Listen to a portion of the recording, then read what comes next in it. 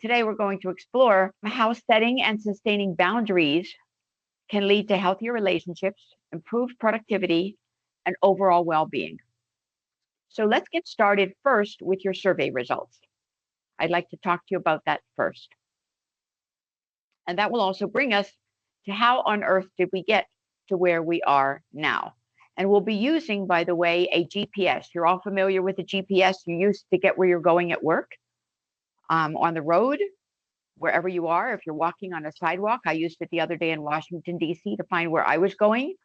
So we all use it, but we can also use it as we navigate boundaries. Let's look at that survey. How did we get here? First of all, thanks to the 27 of you who responded to the survey. I really appreciate it. The first question was, how comfortable are you with saying no and setting boundaries? And 76% said neither easy nor difficult. The second question was, what is the biggest challenge when it comes to maintaining boundaries?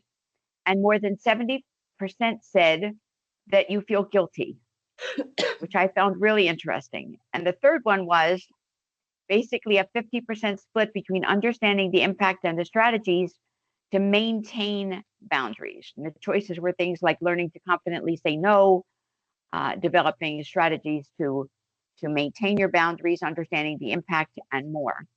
So I think that it's really very telling. And one of the other things that I asked you to do was to also look at the pre-work. So if one of you could just raise your hands and let me know where you are in terms of the pre-work, what was it that you saw? What was it that you found? Tell me what you think. What was it? Did anyone do the pre-work, first of all? That would be probably the first question to ask. Yay, nay, whatever. No, you can be honest about it. It's okay, because life gets in the way and we all have challenges and we just basically don't have time. Right? So if I look at the pre-work, not that, just a minute. I don't want that. If I look at the pre-work, the questions that you were asked were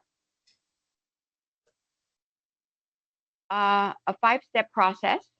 Name your biggest challenge. Is it self-care? Is it boundary management? Is it prioritize and delegate? Is it manage time and talent? Or is it perhaps communicate openly? What was it? Show of hands. How many people have problems with self-care? Okay. How many people perhaps have problems with boundary management? All right. Do you want to expand on that a little bit? Why do you have problems with boundary management? What is it that gives you that issue? And this is your session. You're supposed to speak. Yeah, what is it that gives you problems? I guess trust the fact that everyone in the room is having the same problem. Okay. Yeah. I guess even just to know within your, like, let's say even for work wise, your role, sometimes you don't know, or sometimes, we don't know, like, oh, it's not part of my role, or sometimes because you just want to get things done, you just, let me just do it. Now, how many times have you done what I do? You think to yourself, okay, the best committee is a committee of one. If I want to get it done, I'll do it myself and it will get done. And then it won't go back and forth and back and forth and back and forth with multiple opinions until it finally reaches fruition or reality. At some point in your lives, you probably have all faced that consequence. That concept of, if I want it to get done, I may as well just go do it. Is there anyone in the room who has never just said, oh, let me just do it? At least you're all being honest. Yeah. It's a serious issue, and we find it in work, we find it at home, we find it in life. I'm tired of asking, let me just go do it. So you're right. It's a problem. So then I asked you, in preparation for the session, list 3 challenges or changes that have occurred in your workplace within the past 18 months that have impacted you, your time, and created stress. And I asked you to be honest with yourself and rank them. Were there things that were handled well? Were there things that could have been done better? Did they create uncertainty? Were they embraced by everyone and did everyone love them? What has changed in your workplace? Is it return to work? What is it that has changed that has made people uncomfortable? Or do you think everything has been handled well? Certainly the microphone situation in the room today was handled really well. 5 stars. What else has changed? I think a lot has changed, I guess, across the business, production, I guess. So there is definitely things that could have been handled better. And I think people have learned from that.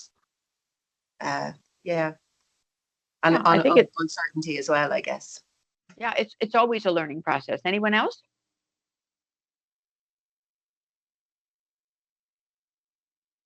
Okay, go ahead. Go ahead. I've moved from shift work to a day role, and it's been bliss. Okay. Change. I love a good change. Okay, and what is your name? Emma. I'm sorry? Emma. Anna. So you say you switched from shift work, or you do shift work?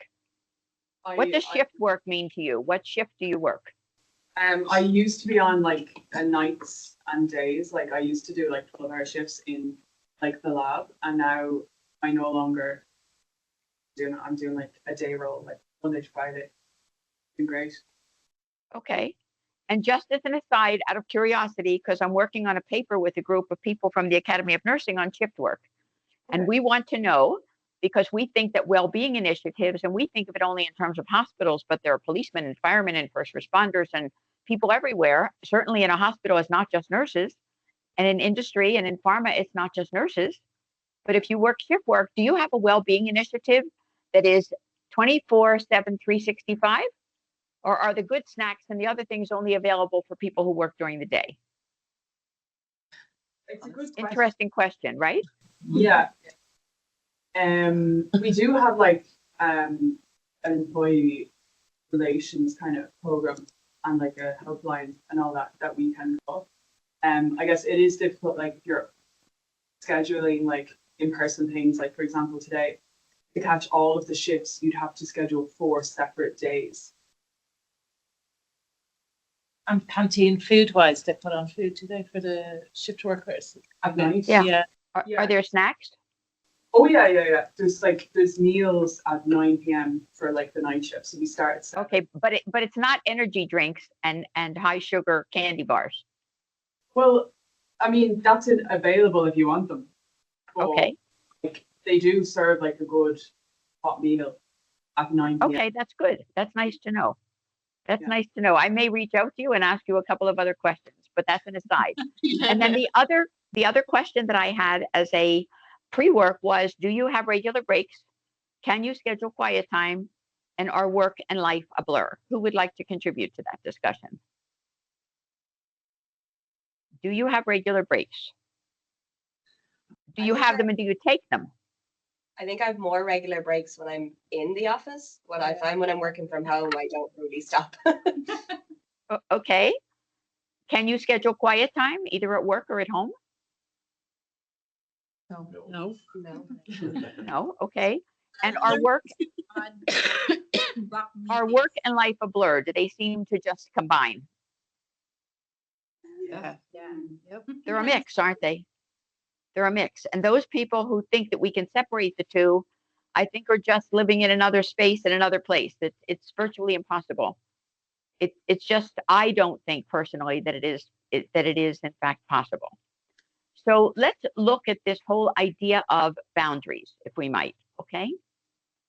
What is a boundary? It means being aware of what is unacceptable, normalizing saying no, doing what is best for you, knowing that it's not your responsibility to sacrifice yourself for others. Professional boundaries basically define how we engage in the workplace, and establishing and maintaining these boundaries is critical for both personal success and organizational efficiency. If you don't set a boundary and you're always available all the time to everyone who asks, you will have no balance in your life whatsoever, no concept of balance. So let's start, if we might, by looking at the hidden cost of overcommitment, why boundaries even matter. When we constantly say yes to everything, we experience increased stress, diminished quality of work, and even a loss of alignment with our personal and professional being, with our personal and professional growth. Overcommitment isn't just an individual problem because it affects entire teams and organizations. How many of you believe that that's true? Does it affect everyone when you overcommit? Yeah. Does it ever impact the outcomes? Yeah. I think yes. Do you ever consider that the work you're doing might be considered fast and sloppy? Let me ask it this way. Do you have kids? Yeah. Do they have homework? Mhm. Sometimes, if they wait until the last minute to get assignments done, is it their best work or is it somewhat mediocre? Does it tend to be fast and sloppy? Yeah. Does it tend to be a situation in which you say, had you taken the time and staged this appropriately and worked on it a little bit at a time, or done the research or read the book, you would feel more confident? But sometimes kids wait until the last minute because for them also life gets in the way. There are sports, there are after school activities, there are friends, there are phones, to which some kids are basically addicted 24/7, or it's an alignment, it's an appendage of their body. And so even for others within our environment, at work or at home, life does get in the way. And boundaries really do matter. So I think I'd like to just look at for a minute what matters most. What matters most? Is it setting limits? Is it learning to say no? Is it putting yourself first? Is it the realization that you absolutely, regardless of what anyone says, cannot drink from an empty glass? For those of you who have a drink in front of you, even if it's a cup of coffee, if it's empty, there is no more coffee. So people are working harder than they ever did before, and the hours and the days are longer. For the first time, there is just too much to do. And more than ever before, life gets in the way. And we might have fallen into the technology trap, perhaps because it's available 24/7. So if you look at your own situation and you're honest with yourself, what's in your way? Could you possibly be getting in your own way? You can tip the scales in your favor with the addition of counterbalancing techniques like time management or prioritization or health awareness or openness. So for once a day, I'm going to ask you to try to find focus. That means notice how often you are not focused on the task at hand. During a phone call, are you thinking about what you need to do after the call? Are you straightening the clutter on your desk as you listen to your coworker? Before you make a call or keep an appointment, take a moment beforehand to say to yourself, I will give this my full attention, and then just do it. Next, track your time. Do you find yourself at the end of the day wondering where the time went? Oh my goodness, it's the end of my shift, it's the end of my role. Consider how long it takes you to do routine things so that you can better plan your time. And then the third tip is make an appointment. Make an appointment for lunch or another activity with a friend or a relative you've been meaning to spend time with. You've been attempting to return that call. You've been setting a reminder for yourself each and every day. I really need to call so-and-so, but I'm not doing it. Make that appointment now. And while you're at it, if you have your diary at hand, make an appointment with yourself for just 10 minutes of quiet time each and every day. Because balance is much more than wellness. How do you know when enough is enough? How do you unpack your day and the difference that you're going to make in someone else's life? What do people want or need in their work experience? Employees want different things now. They want family-friendly benefits. They want a location that works for them. They want autonomy. They want connection to purpose. They want the people strategies to align with the business strategies. They want well-being to be more holistic and include all dimensions in support of overall well-being. And in order to do that and reach that, you need to basically rethink your own viewpoint, what you want out of the environment.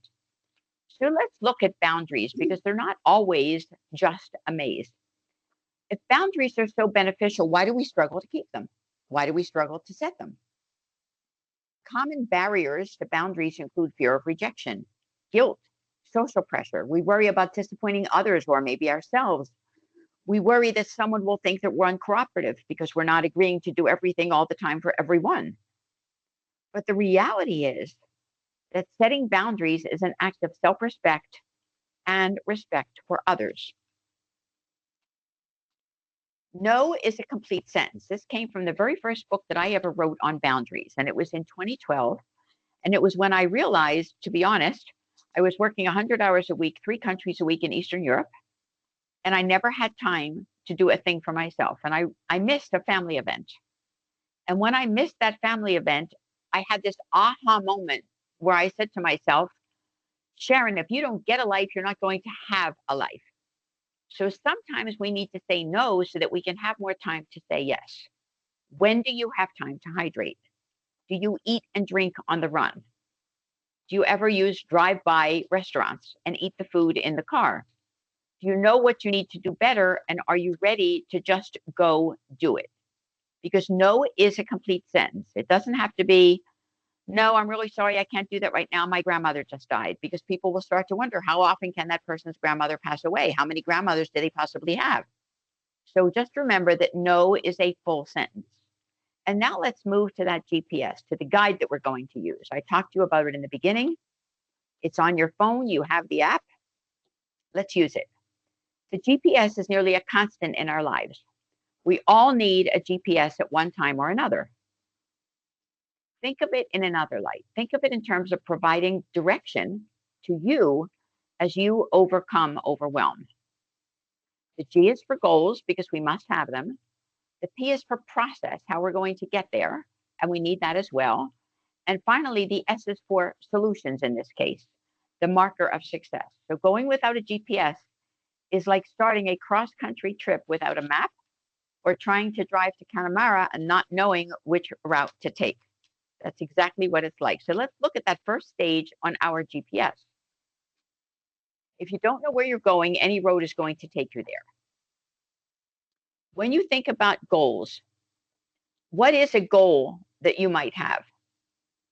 This is a sharing activity. It says interactive. It is interactive. I need you to tell me, what is a goal that you might have for your own personal well-being, for your own ability to get things done? What might that look like? What do you think? Do you just adapt when policies change?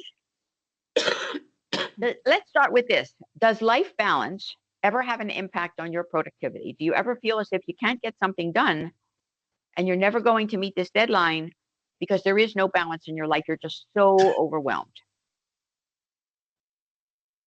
I think the answer is yes.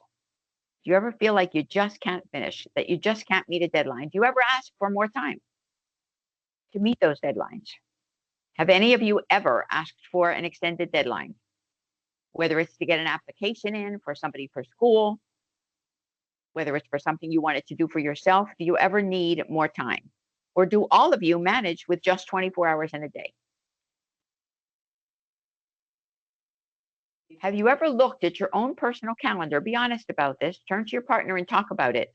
Have you ever looked at your own personal calendar and had a to-do list and taken something from today's list and moved it to tomorrow or next week?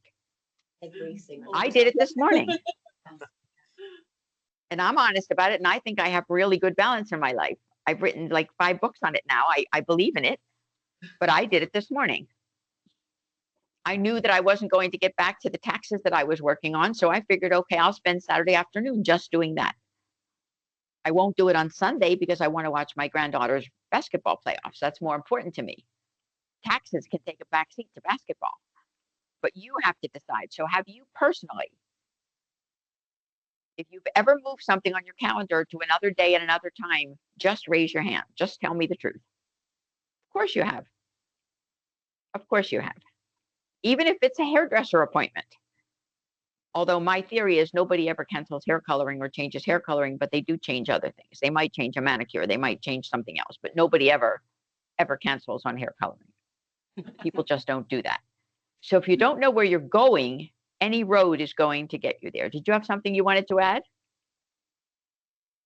No, yes, you're okay? All good? Okay. Now, sometimes we have detours. Even on a GPS, if the road is really crowded on some units in a car, you can say options, and then you can say, give me a detour, give me another road.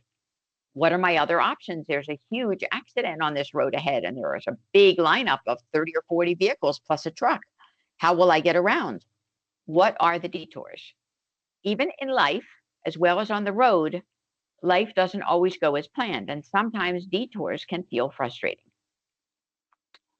Recognizing detours as opportunities rather than setbacks can shift your perspective, because sometimes these little changes in direction can guide you to a new experience, to a new skill, or to an insight that you might not have encountered before. So embrace the detour, adapt to what's unexpected, and trust that sometimes the longer route leads to a better destination. Stay open to the journey, even when it doesn't unfold as you had imagined. Life doesn't always go the way that you intended. When I worked in Eastern Europe, I had many, many detours. I had detours in which, quite frankly, sometimes I had to switch from a plane to a train. Sometimes I had to switch from a train to my feet. Sometimes there was an opportunity because we had no benzene to put in the vehicle, and we had already siphoned enough out of a car to put into an ambulance, so we didn't have benzene left, where one had to cross the border by foot. So life does have detours, and we need to be able to adapt to those detours to keep things flowing, to keep things going on. Have you ever said no to a reroute? Have you ever tried a reroute, perhaps in your vehicle, in your car, and it looked like, gosh, that's not really a good direction. That's not the best way to go. Obviously, whoever's doing this GPS instruction, and mine is set to my friend who is the GPS for Australia. So I use Karen's voice all the time, but perhaps that's not the best way. Maybe she doesn't really know this route. I wonder what she's looking at, if she's looking at the same information that I am. Sometimes saying no is not about rejection. It's about making room for what really matters. When we say no, we are in fact saying yes to ourselves, to our priorities, and our well-being. So let's look at a real life example. A team leader who reduced burnout and improved performance by simply setting clear boundaries. Do you know anyone who has ever done that? Has anyone on your team ever just improved their performance by saying no? Has anyone ever pushed back to something that you've asked? Have you ever pushed back? Have you ever pushed back where you stay calm, you stay consistent, you know your priorities, you offer alternative solutions? If appropriate, remember, setting boundaries isn't about shutting people out at all. It's about creating sustainable relationships, knowing that other people know that you can be trusted, that you can be counted on, that you're good for your word, but that sometimes you have to do something that perhaps was not your original intention. So have you ever had somebody who basically just said, gosh, I can't get to it now, but can I have until tomorrow? A gentleman with whom I'm co-authoring an article, who's from Missouri, asked me yesterday, is there another journal to which we should submit this particular manuscript? And my comment was, Gosh, Jack, I'm sure there is, but I'm not at my desk and I won't be until 1 o'clock. Can I get back to you later? That's a reasonable request, isn't it? You can't be expected while you're driving to be using Google or something else on your phone looking for something to provide an answer.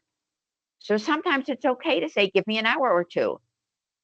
Let me get that information. It's on my desk. I'll get it to you this afternoon. I'm in a meeting. Those things are okay to say.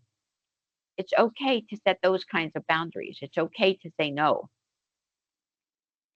Remember that every time you say yes, you're saying no to something else. What might that something else be? Jessica, could it be your time? Anna, could it be your well-being? Could it be your energy?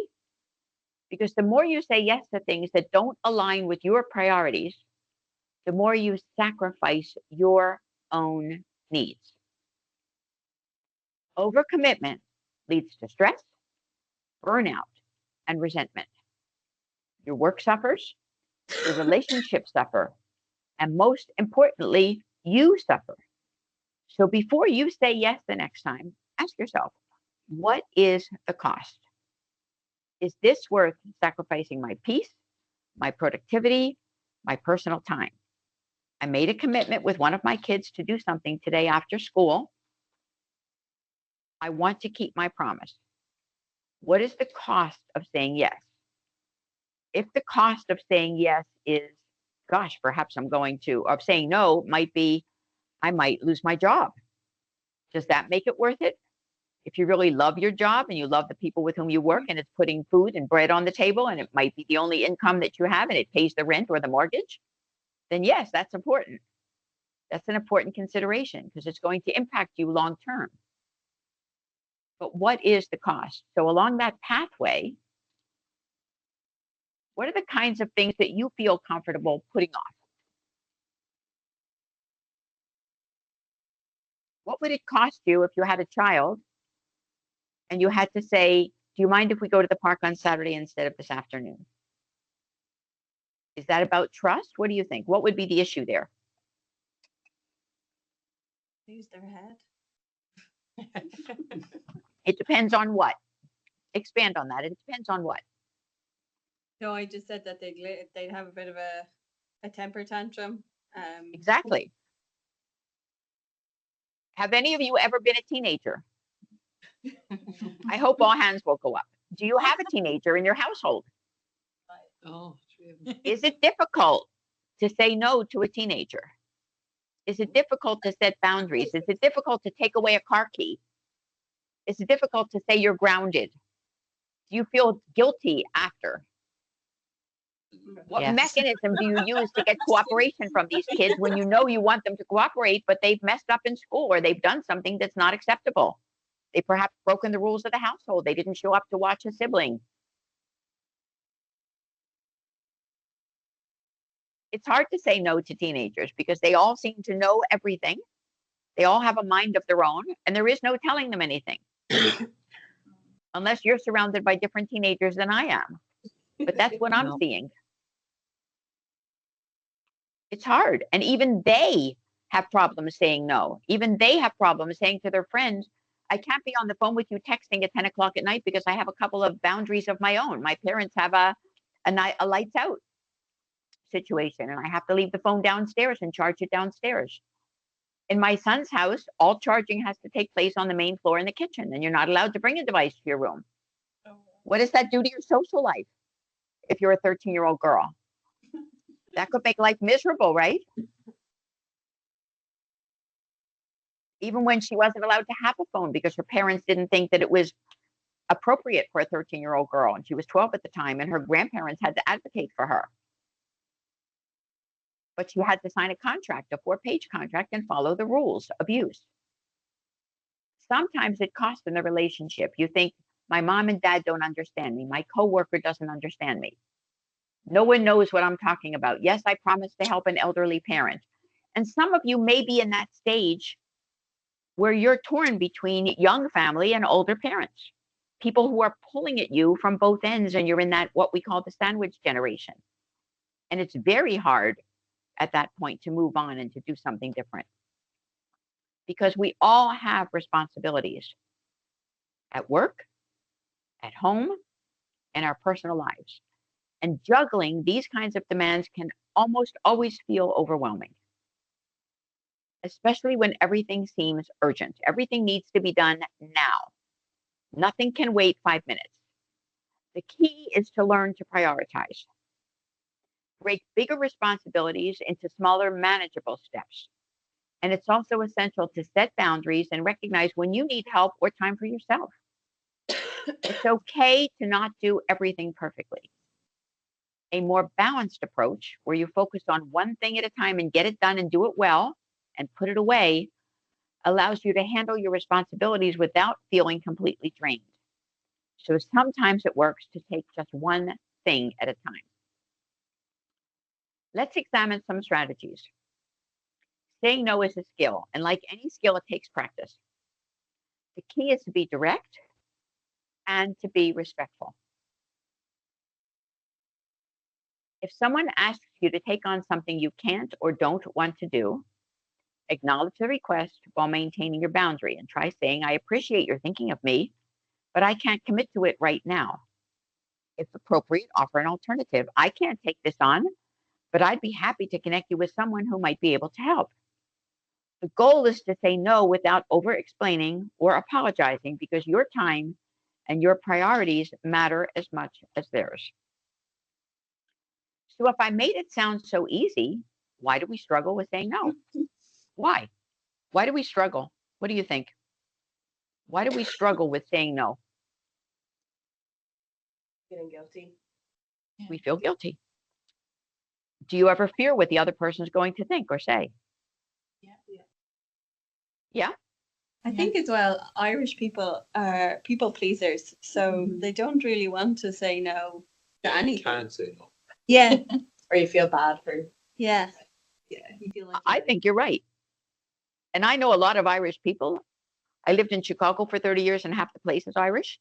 That's why they paint the river green on St. Paddy's Day. Nobody else does that. But you'll see on the media that they'll be painting that Chicago River green again. Saying no is hard because you've been conditioned to avoid disappointing others, right? You've been conditioned that way. We fear rejection. We feel guilty for not helping. We worry about what other people think. Social pressure makes us think that we have to be a team player. And to be a team player, what does that mean? Does it mean saying yes or does it mean saying no? It often means saying yes. It means working that extra shift. The truth is, saying yes to everything,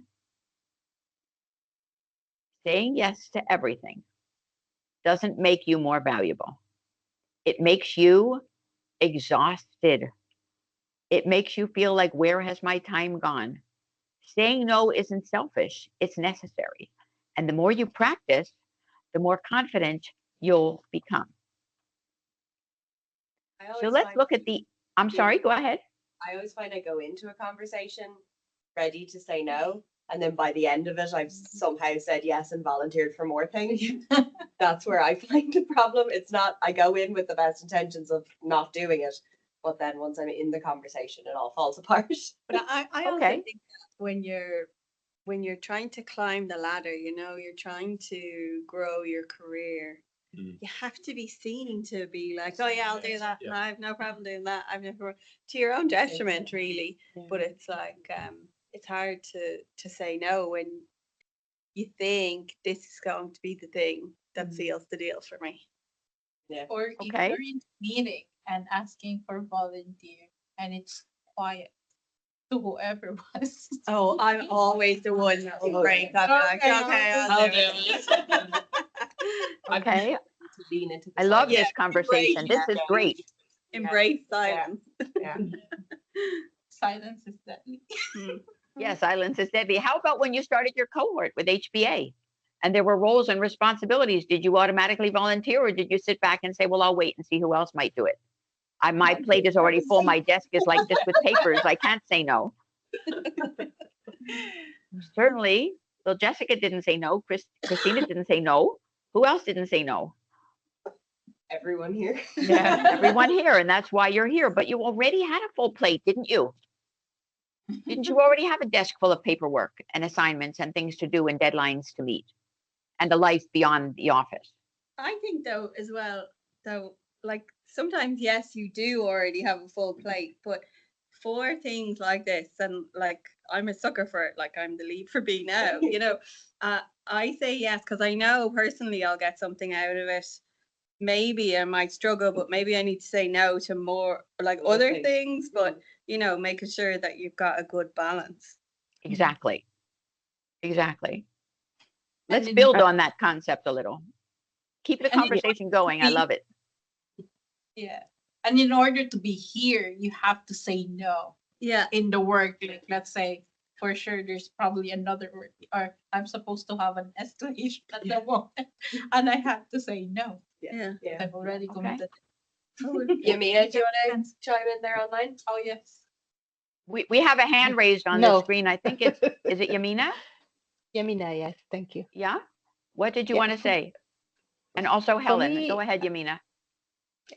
So I'm learning to say no more often, but the problem is a simple no, it's always pushback. And after that, I don't know. So it's like trying to find a way to kind of respectfully say no without, um, annoying the person, because you know the people are struggling and you do want to help them and you do want to, like someone said there, like especially if you want to go above, for your manager and everything. So it's hard to say no. But even if you say no, it's like, okay, but what can we not do this and this pushback, and then you have to get into a negotiation, and you don't Okay. want to go there. It's like as well. Someone say I go in, say no, and end up with more work. So, Yeah, that sometimes happens. Have you ever gone in with the intention? Oh, I think you said it, Jessica, that you go in and you Yeah. think you're going to say yes to one thing, but you come out with like a full plate of whatever. And it's not what you ordered. So how about you, Helen? You had your hand Yeah, raised as well. yeah. I knew you were mentioning something about, having to say no because I'm an African Irish lady. And I think in my culture as well, like it's very difficult for us to say no, as in like, but it's a great one that you're trying to tell us about setting these boundaries. So I think this will really help us, some of us here, to be able to have that power to say no, because I think it cuts across all continents. Like it's very difficult to actually say no, especially in this kind of setup we find ourselves. Like, you know. Right. And I'm glad you brought that up because culturally, for some cultures, it's not appropriate to say no. It will cost you your job, your livelihood, your something, your peace of mind, right? We're not that bad here, but We're not that bad here. Okay. Okay. Christina, what do you think? Yeah, I mean, I agree with everything that's been said already. Yeah, I don't know if I have anything else to add. I think it's probably what the others have said, that you feel like you're letting people down if you say no. If you're trying to progress in your career, you feel like you have to say yes. So I think they're all Okay. you'll feel probably. Okay. And let's hear from Lorraine. Hi, how are you? Great. Yeah, like there's a lot of things that resonate. I've two teenagers as well, so it's a juggling act. Them between one of them's working, one of them's not. The different age groups, the different sports, and sometimes you just have to say no. Right. Although you do feel guilty, you can't be in two places at once. So it's a juggling act. It is. And that's just home. That doesn't include work and everything else that's going on. I think I'm at that age where our parents are relying on us as well. Exactly. So your kids are getting older, but your parents need you more. So it's about balancing it. And I've learned that you have to say no. You have to mind yourself as well as everybody else. Exactly. And taking that 10 minutes for you time, I think, is a really, really good idea. In work, booking out that time for your lunchtime. Yep. After our last masterclass, or one of the masterclasses that I did, I started putting time in to reflect on the day. so that Good. you're not coming in the next morning and saying, oh, what do I need to do? Where now I'm kind of generating something to start my morning off. And you feel better when you go, I know what I'm going to do when I go in first thing. Right. So I think that really helps. Exactly. And Yamina, did you have your hand raised again? I can't tell if you put it down or if you Yes, raised it I again. did. Yeah, no, Okay. yes, I did. To piggyback to what Lauren said, take the time and yourself to book the time. It's funny, this week I was listening to this guy and he said, you know, if you think you don't have time for yourself, you have time for everybody. If you think you don't have time for yourself now, the day you get sick, you will find the time for yourself. You're gonna That's have to exactly find the right. time. And it kind of hit the bell for me in terms of like booking the time and everything. Like I haven't done it yet, but it seems very important, obviously. It's on your So my to-do list is endless to-do list yet. I haven't had Yeah. lunch yet, but yeah. So yeah, no, but Yeah.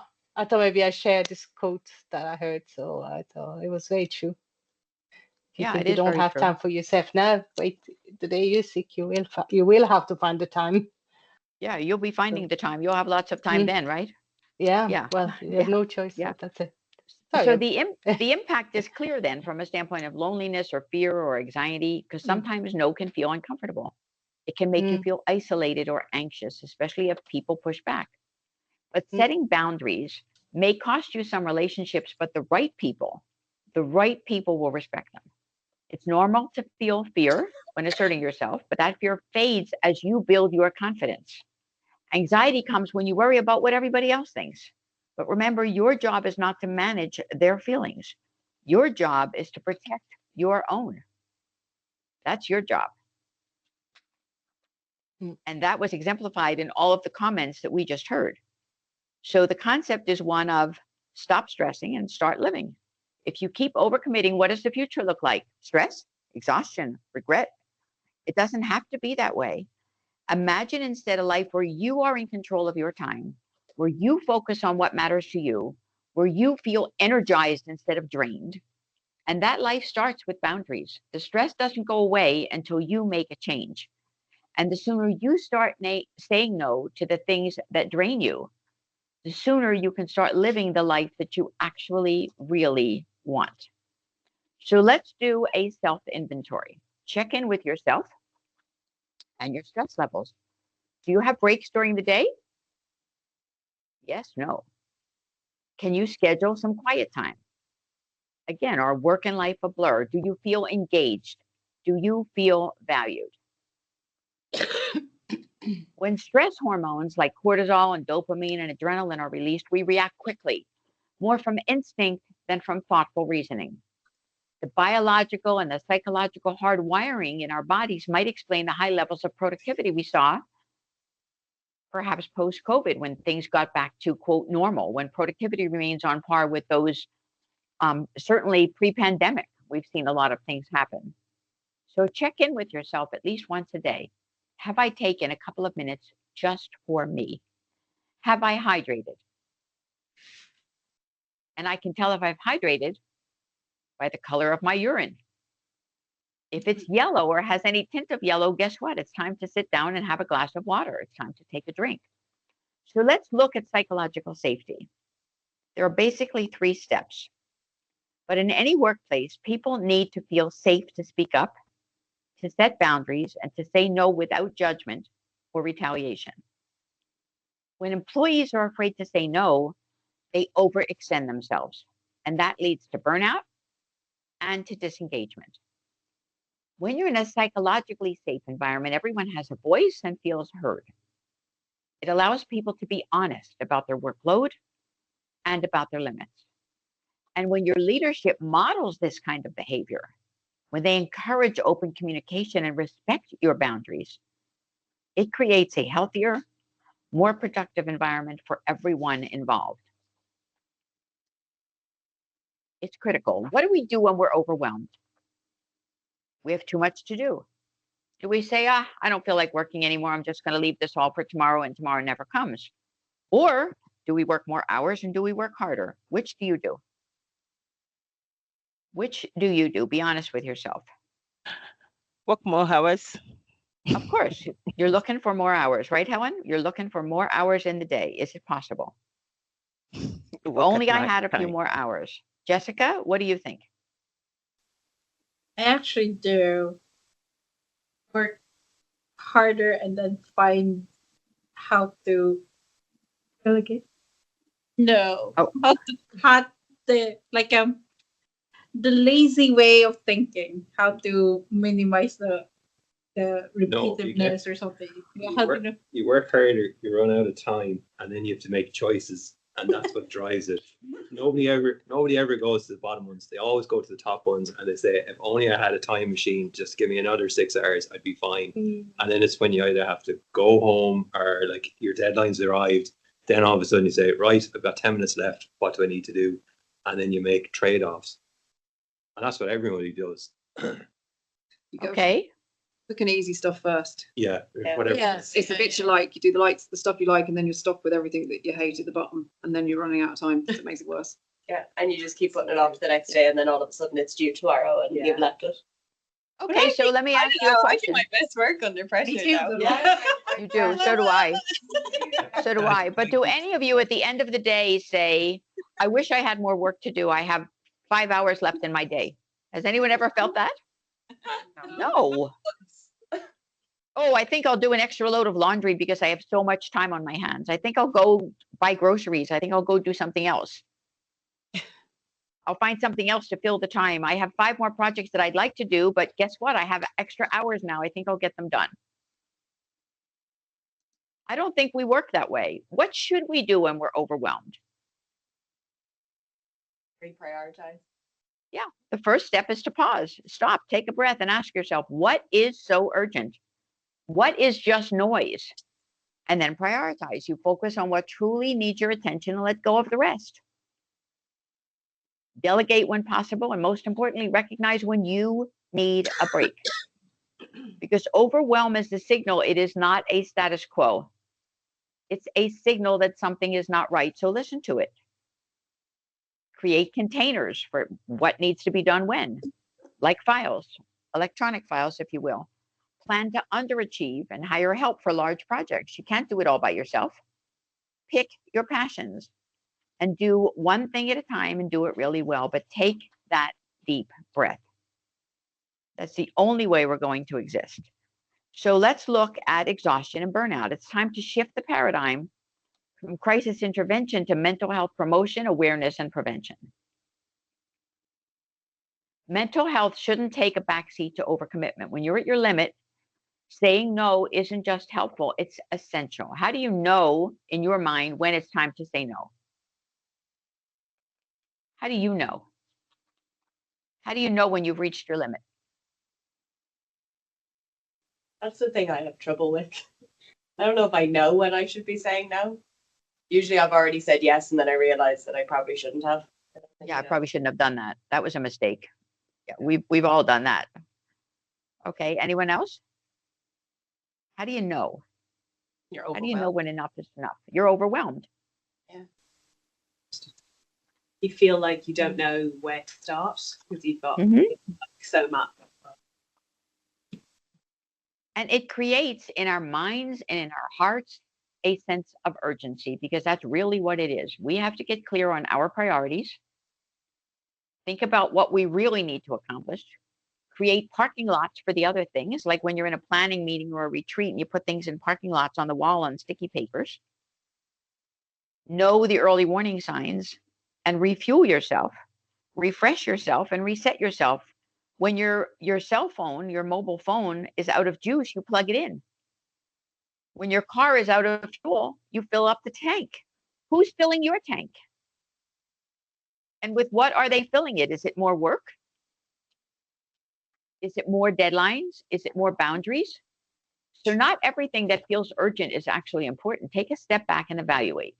Does this align with my goals? Will this have a meaningful impact? Or is this just something, someone else's urgency, becoming my personal burden? It's When okay you to get say no too. It's okay to kind of say, okay, I can do this, but in order to prioritize this, I can't do. It's okay to say it within your own team. I don't think anybody has ever come back and said, oh, we're not going to ask her to do something again because they can't. They've been upfront and honest and said, I've got 10 things to do. I'm only going to get this done. And I think if you have a good relationship with your manager and you're having your one-to-ones and say, okay, I've got 20 things to do. I can't do them. I Okay. found that nobody's ever given out for you putting your hand up and saying, I know we don't like doing it. It's a lot of it is pride, but you know, when you're so overwhelmed, so you don't get to that stage where you're looking like you're not getting things done. Right. I think that's important to recognize it. And there's no Oscar, there's no golden award for saying yes all the time. It doesn't come with a prize. Unless the prize makes you the president of the organization and you get an increase in salary to who knows how many euros and you're suddenly won the lottery. But it doesn't come that way. It really doesn't come that way. So when we're feeling that set of overwhelm, when we need to refresh and refuel, we need to just get up and move. So start now with a stretch on screen. Let me see you stretch. Let me see you just do something that is for you. Move your arms, stand up in your place, turn around, move your body, make yourself feel well. Make yourself appreciated. Okay. And that felt good. It felt good to move around, even among the balloons. So how do you know when enough is enough? We talked about that. Your body tells you, your mind tells you. If you're constantly exhausted or irritated or disengaged, that means you're doing too much. If you feel like you're on autopilot, if you're resenting your commitments, if you're thinking, why on earth did I say yes to that? These are red flags. And the moment that you start to question, is this too much? Gives you the answer. It means you've already said yes too many times. So listen to your body. And I suggest that you take your temperature the same way that when you go to the physician, they take your vital signs, they take your pulse, they take your blood pressure, whatever. I ask you to take your own temperature. But here it's, what are your thoughts? That's the T. What is your energy level? What is your mood before you go into a meeting where you might say yes? And what is your perspective? Notice your mood. Are you feeling irritable, anxious, or overwhelmed? Is it becoming negative or distorted? My perspective, that is.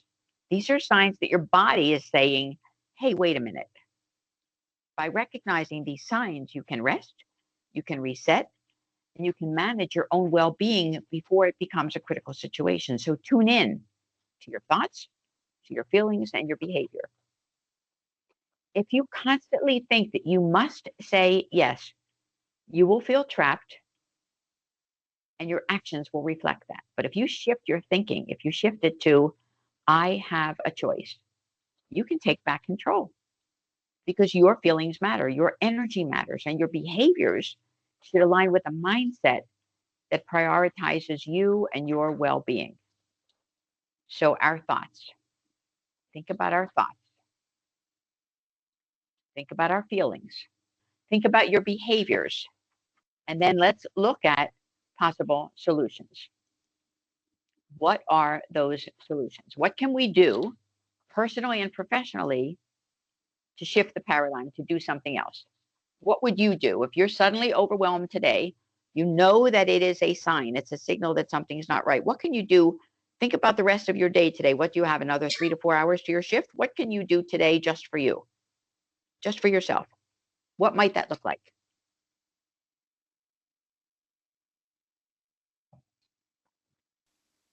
Prioritize what needs to be done. Okay.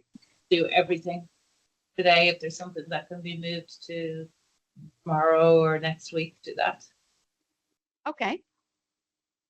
Do you still, how many of you have 5 or 6 more things on your desk that need to be done just by today, the end of business today? Yeah. Okay, there you go. That's honesty. And how many of you have you things, those things, how many can be put off for some other time because they're really not that critical? They're not mission critical. The building is not going to burn down. The business won't go kaput and it won't be bankrupt. Those things won't happen. No one will die. Is someone going to die as a result of this? Will it really matter in a couple of minutes or a couple of days? How urgent are those things that are on your desk right now? How can you be part of the solution instead of part of the problem that is your own problem because you're saying yes to too many different things? What does that look like? So let's look at solutions. Systems that value and promote good mental health prioritize creating environments where people can thrive. They encourage work-life balance or integration. They support mental well-being. And they offer resources like counseling or like mindfulness programs or yoga. I remember once I was doing a program for the University of California, Los Angeles, and before they started every morning, there was an open session between 6 and 7 when people could gather in a common room, people from all different parts of the organization. So both the hospital, the medical school, the nursing school, the university, everyone could come in and have chair yoga and just meditate and drink water and feel well before they went to work, before they started or perhaps ended their day.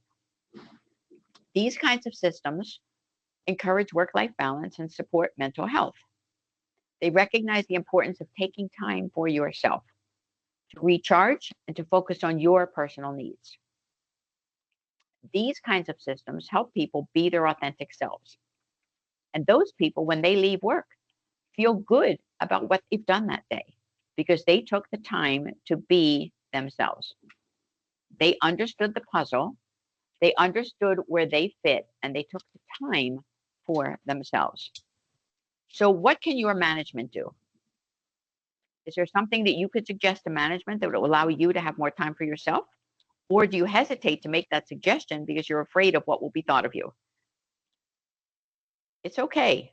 It's okay to say, hey, I'm hesitant. I don't think that this is an open environment in which I can say something. Or, gosh, I have a manager who really listens and understands that we want our culture to be so great that we become a destination workplace and everybody wants to be here. How does that feel? I don't know. I don't know if Cruise Rath have it, but in our organization we have quiet Fridays. And Oh, so nice. the second half of the Friday, like you're not supposed to put meetings in. So I think I don't know if that works for everyone, but I think it's good in the idea of it. Mm-hmm. I love the idea. Is this your quiet Friday then? Am I impinging on your quiet Friday? But it's for development. Yeah. Yeah. But it's Yeah. for personal and professional growth. It's for your development, so it matters, right? Yeah. Do any of you ever feel as if your leader or your manager is so overworked themselves that they make you feel pressured to do the same thing because they're doing it? Yeah. Is that ever a situation like they say yes all the time or they do everything and they're overachievers and therefore you think, well, look, they're setting a pattern. They're showing what really matters. I've got to do the same. I think my What do you think? No. Yeah. It happens, right? Yeah. I feel like, I think leaders set the tone to the team. I think so too. And I think that you have to be in an environment where performance is measured by impact, not just by hours worked. Because some of us, let's face it, can do just as much in a shorter period of time as what might take someone else hours to do. Isn't that right? Yes. So you find the best person for the job and you let them do it. You let them work on it. You get it done. You delegate. I think some workplace probably they really value the people who come in really early and go home really late. I Yes, think but the value person is by putting in more hours. and what does that do? It gets you to the grave faster than the other guy, right? Yeah. Isn't that true? Yep. I don't think on anyone's headstone at a cemetery it ever says they came in early and they stayed late. They worked harder than everybody else. I've never seen that anywhere. I don't spend a lot of time in cemeteries, mind you, but still, I don't believe that I've ever seen anything like that, where people got honored for coming in early, staying late, and doing everything that no one else would do. I did it as a young student, but that was different. I was like 17 years old and a student nurse, and I wasn't doing it to get ahead. I was doing it because I saw so many people who had no access to healthcare and no form of payment, and they lived basically off the streets. And they needed care, and I was willing to do whatever. And they trusted me, even though I was only 17 or 18 and didn't quite know what I was doing, but they trusted me. So I did it. But I don't think we can go through our entire lives like that. because eventually it catches up with you. So what are best practices? Systems that promote good mental health, that encourage you to take a break. So you might have a half an hour or an hour for lunch, but do you actually consume that lunch at your desk? Or do you leave your desk and go somewhere else? Or do you go outside for a walk? Do you ever have a flexible schedule? Do you make mental health resources accessible and stigma-free? Do you have an environment where people feel valued for their contributions, not just their availability? Those are the kinds of places in which employees thrive. You know, one of the biggest issues today, certainly post-pandemic, it's an issue, is employment. When you think about the concept of the workforce, and we have obviously shortages well, you have it in your country as well, of nurses and physicians, and people worry about their future. The biggest question to ask in a pharma company or in a medical device company or anywhere is, what makes people stay? So why don't they ask those questions while people are still employed? Why do they have an exit interview after someone's already gone or just before they go? Why don't they ask the people who are staying there, what makes you stay? What do you love about this organization?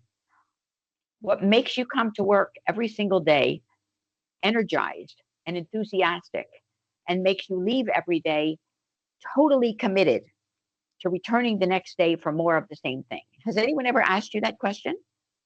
Why are you here? They do a survey here like 3 times a year asking those sorts of questions. Okay. They don't always listen and do anything about it, but they do ask. So they ask.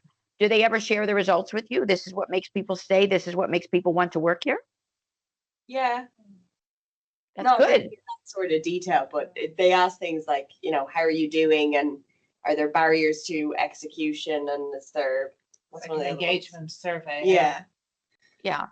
Do they ask, what do you like best about BMS? Would you What do you like best about your job? recommend it to other people? Yeah. Okay. And are there things you like best about your job? What might those look like? Yeah. Like, I love the think- culture of BMS. Yeah. Like, I don't see myself leaving BMS unless I'm. Okay. Because it's the culture, it's the environment, it's the people, right? Yeah, exactly. It's your work group.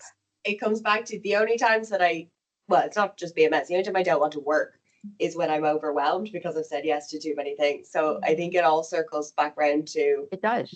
being able to like prioritize yourself. Yeah. Because it's only the days where I feel overwhelmed that I hate my job. Yeah. Okay. Okay. But we've all been there at one time or another. So you're basically aware. You're talking about awareness. Okay. It's easy to feel the mounting pressures of deadlines, of client demands, of the constant rush to get things done. And that's what makes people feel burned out. Awareness is the first step to managing these kinds of pressures. Taking care of your well-being isn't a luxury, it's necessary for the long haul. Because a balanced approach is going to lead to healthier, more sustainable performance, and it benefits the organization as well. So it's about confronting negativity, because negativity spreads fast, but so does positivity. If you work in a place in which there are toxic behaviors and they go unaddressed, they grow. What's wrong with society when we no longer have trust? And fear might be the only direction we can take because of incivility. That's not good. So we need to promote health. And health promotion starts by taking an active role in your own well-being. It starts with finding balance in your life and finding time to take a walk and keeping perhaps a pair of running shoes at your desk and going for a walk. The more informed you are, the better choices that you can make. It's about good nutrition and exercise and mental health, because all of these decisions are yours to make. And being a participant means listening to your body, asking questions, seeking support when it's needed, because you want to live your best life. That's when you're going to add the greatest value, both at home and at work. And remember, there's an app for everything. There's an app for that. We've all heard that sentence. There's an app for that. And it's become a go-to answer for almost any task or any problem. Even if I want to watch something on the television at night, and I'll say to my husband, is it on Hulu? Is it on Amazon Prime? Or not Amazon Prime, Prime Video? Is it on Netflix? Is it on something else? And each time he might say no, and I say, you should keep a little chart by the bed. And it will tell you who's on which show rather than clicking back and forth and wasting all of that time. Basically, apps can make life easier. They remind us to meditate. They remind us to take a deep breath. They remind us to be calm. They remind us to shift our mindset. The key is to use these apps to streamline and support your goals, not let them disconnect you from the present moment or the people around you, and not make them make more work for you. They should make life easier, not more difficult. So let me ask you a question. If your favorite app disappeared, if it totally disappeared, and you can tell this by going on your phone and seeing how many hours a day, how many minutes do I spend on Facebook, on LinkedIn, on this, on that. If your favorite app disappeared, how would you spend the extra time? Instead of scrolling, would you have a new hobby? Would you get lost in a book? Would you take a walk? What would you do? What would you do if you had no apps for the day? Go ahead. What would you do? It's showing up as Jessica, but what else? What would you do? For the first day, I might do something, but then I might just go and find a different app. There you go. I love that answer. Well, that one didn't work. Let me see who else can do that. Well, ChatGPT isn't working today, but there must be some other way. Maybe it's Otter AI. Maybe it's something else. Yeah, that is basically the response that people make. It doesn't mean, well, this isn't working, so I'm going to stop scrolling for the day and I'll just go for a walk. We don't do that. Why don't we do that? Why don't we take the time to do that? We just don't, do we? We don't. So think about it from a standpoint of the power of 3. If I have something to do and I don't get it done, will it matter in 3 days, 3 minutes, 3 weeks, or does it not matter at all? If it's not going to matter for a year or more, or a month or more, let it go and don't let it take up your energy. Give yourself a break. Check in with yourself and your stress levels. Find the time for the solutions that you need. Find the time to feel valued and appreciated. Have a career that meets and exceeds your needs. The other day I saw a post, and yes, I was scrolling, and it was on Facebook, and it was really quite fascinating. It was by a young guy who was telling a story that he had read on someone else's page, but it was fascinating.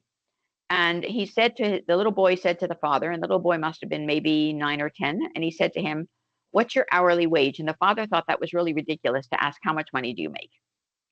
But the kid asked, and the father said, $100 an hour. And the little boy said, "Can I have $50?" Which seemed like a really strange request. But the father thought about it, and he thought, well, if the kid really needs $50, okay, I'll give him $50. So he hands the kid $50, and the kid doesn't spend it. He goes to his room and sticks it under the pillow, and the father is watching.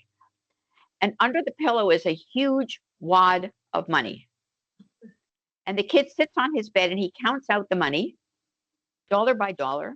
And at the end, he finds that he has $100.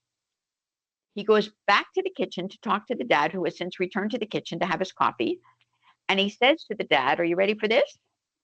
Dad, I've got $100. Can I buy 1 hour of your time?" Oh. That brought tears to my eyes because I realized how many times I've been guilty of that myself. Well, let me get to it later. Let me get to it later. And then I never get to it with the people who truly matter most. That to me made me really appreciate and understand the real value of appreciating others and let them know it. Have a circle of warm, caring friends and family. Having a career that meets and exceeds your needs. Making those who are important to you in your life feel valued, feel respected, feel inspired, and be noticed. Be noticed. So I want you to pick 3 things from this picture. And I want a couple of you to volunteer to tell me, how are things at work, at life, in school, if you're in school, at university? How are things? Pick a couple of pictures. So let me give you an example. I had a great idea that if I start to think outside of the box, I can avoid burnout and get more things done in less hours.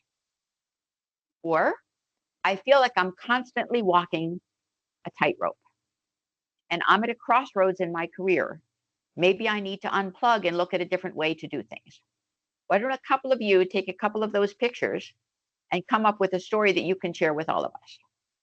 It might be that dad who didn't spend any time with his kids.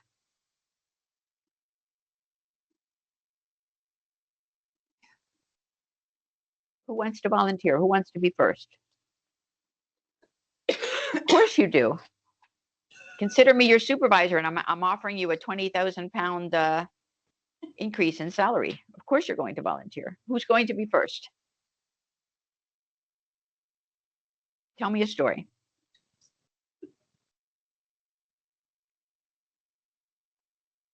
If you don't tell me a story, I'll call on you. So, Clara, how about you? Oh, Kira, I think that's you. That's Sorry, you, Clara. it's Kira. Okay. Oh, Kira. Oh, it's Ciara. Sorry, Kira. Yeah, so I guess with the current situation at the moment, so that's why I've been kind of back to this a little bit. We're going through redundancy in our departments at the moment. So a lot of people have been made redundant, and then a lot of people have quit as part of that as well. So it's a very unstable time. And so that's why I was kind of looking at your quiet quitting picture that you had in the corner, because there's a little bit of that happening. And there's a little bit of that crossroads situation as well. But I do think, and I was kind of drawn to the empathy, understanding, insight, active listening piece, because I think that's what we're going to have to do to get through this stage, to get on to the next part. But yeah, that's probably where we're at now as a team. Okay, that was great. Thank you for sharing, Kira. Anyone else? Let's hear one more. I think I'm quite similar with Kira. I think with what's going on at the moment with the company, I feel like I'm in that tight rope.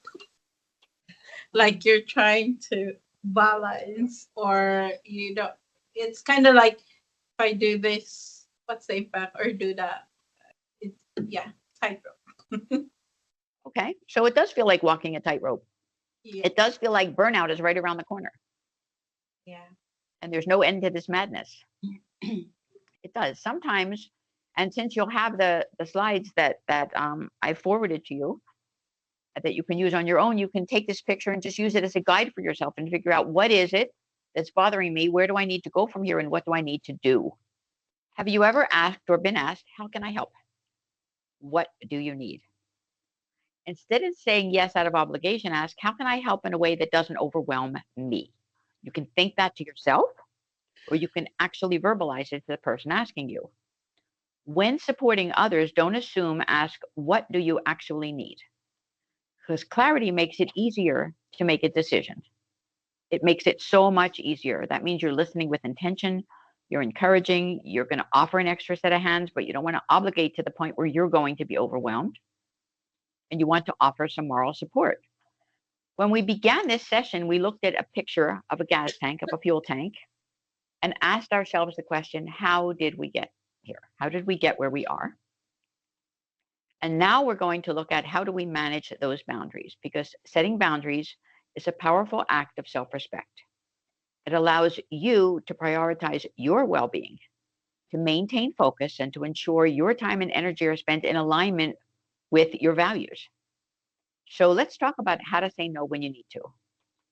First of all, recognize your limits.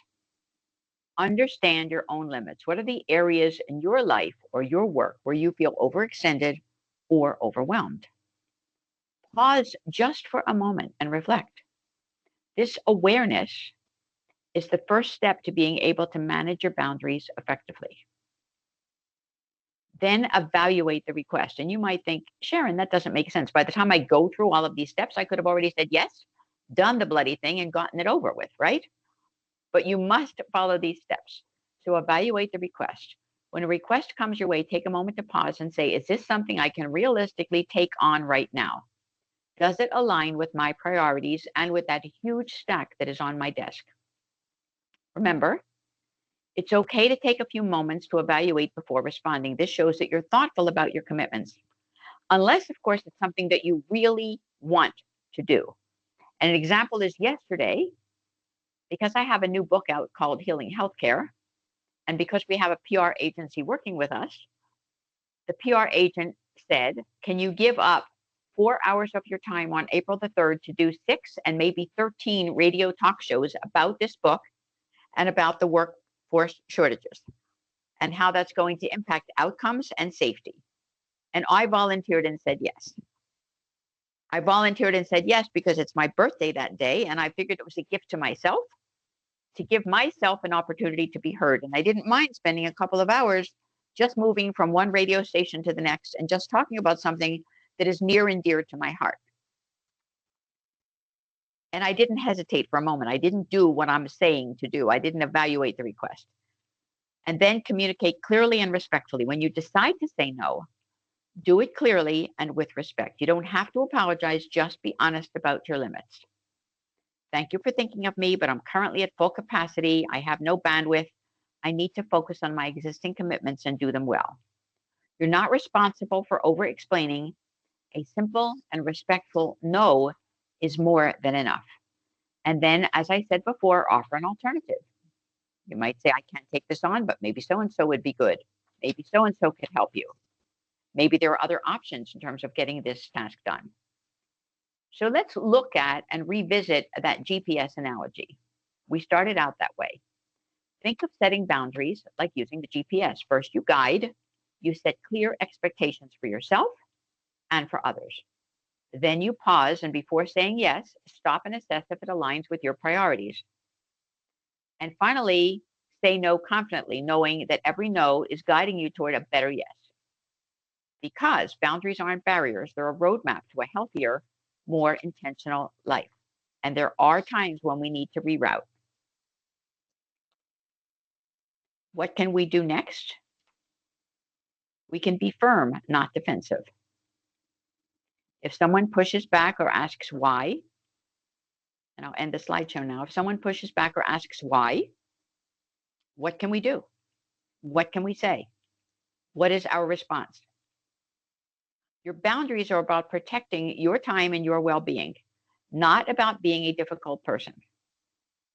I understand that this is urgent, but I need to focus on what I have to do right now. Thank you so much for understanding. Practice self-care and reaffirm your own boundaries. Don't forget that setting boundaries is an ongoing process.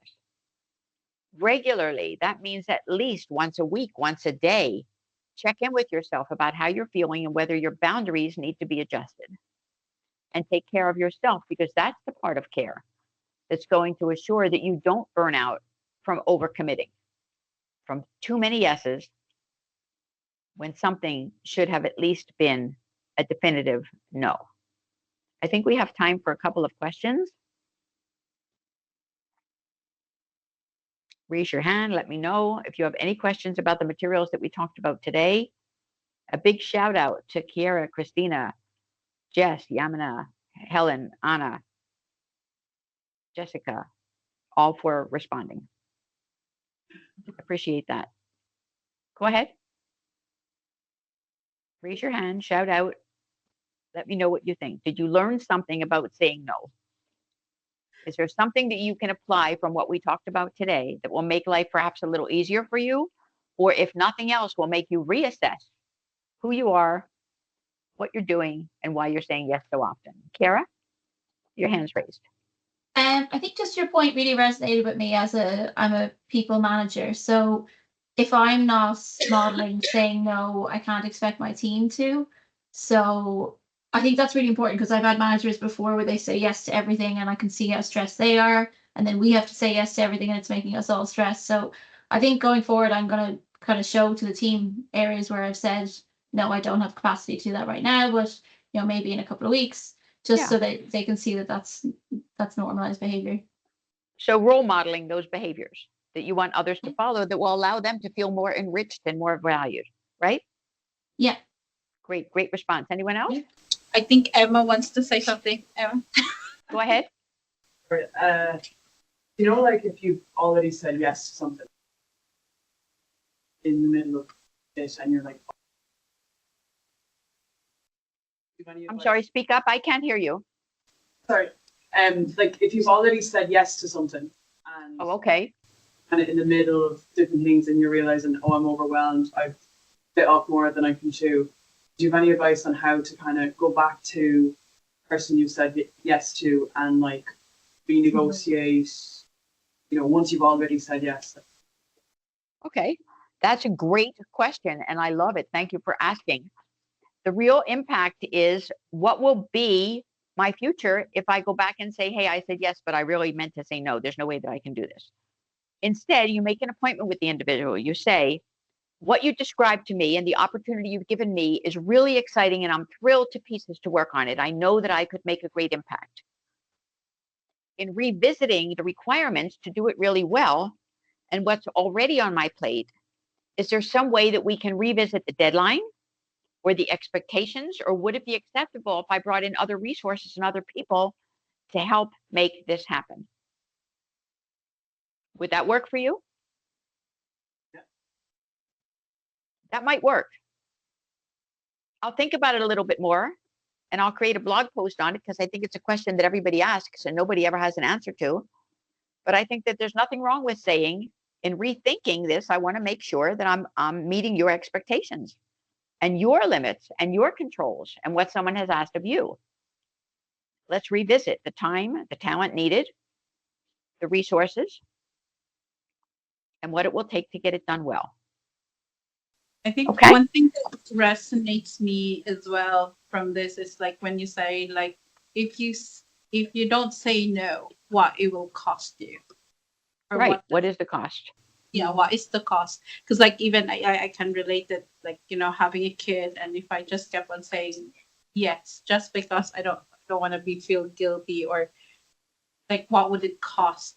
Is it for her or even for me or even for the job as well? And it kind of like I remember that somebody actually told me as well that if you keep on taking on the work, then you're actually robbing that opportunity for the others to learn as well. Right. Right.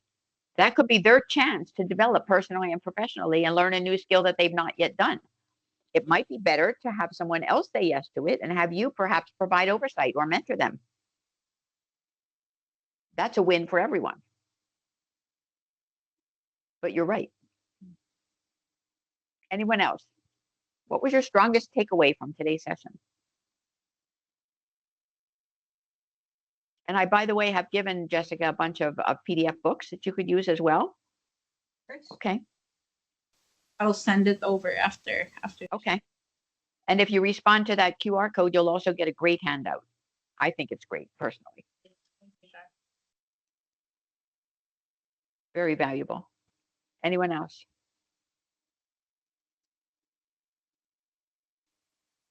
That was great. Lots to think about. Okay. What are you going to do the rest of today? And the handout, by the way, is a checklist on how to say no and avoid overwhelm and overwork by recognizing when, by doing it with confidence, and more. I think you'll really enjoy it. And there's an option for managers and mid-level career people. There are options for everyone. What can you do to make it better? And I think it's the last slide that you have of all the pictures. I think that's actually a great visual to kind of like assess of my current feeling, because I didn't realize like that was actually what I'm feeling, that I'm in the tightrope. But Yeah. just that visual actually. Oh yeah. And what you're saying there, yeah. Yeah. And whoever came up with that saying a picture is worth 1,000 words doesn't even understand the impact of 6 or 8 or 10 or 12 pictures, because that will paint a picture for you of where you are now, why you're feeling that way, and perhaps what steps you might take or what you might reconsider to move on and feel better about your ability to set some boundaries. Right? Okay. If I'm correct, I think we've reached our limit for today. Have we? Yes, So, yeah. I think so. Okay. And thank you so much, Sharon. Thank you for this masterclass, and even from the previous masterclass, it's been very helpful. Good. The pleasure is mine. If you have any questions, Kara and others, please feel free to just put them into an email and I'll respond. And then we'll be sure that they're shared with everyone, because everyone probably has the same questions and needs perhaps similar responses. So please feel free to reach out to me, to connect with me on LinkedIn, to let me know if you need a recommendation for something, or if you want me to endorse you for something on your LinkedIn profile or anything else that you need, please let me know. I'm here and willing to help. Okay? Thank you. Sharon. Thank you so much. Enjoy the rest of you who are having a half a Friday off. Enjoy the rest of your day. Thank you. Appreciate you. Bye. Thanks. Take care. Bye-bye. Thank you. Bye.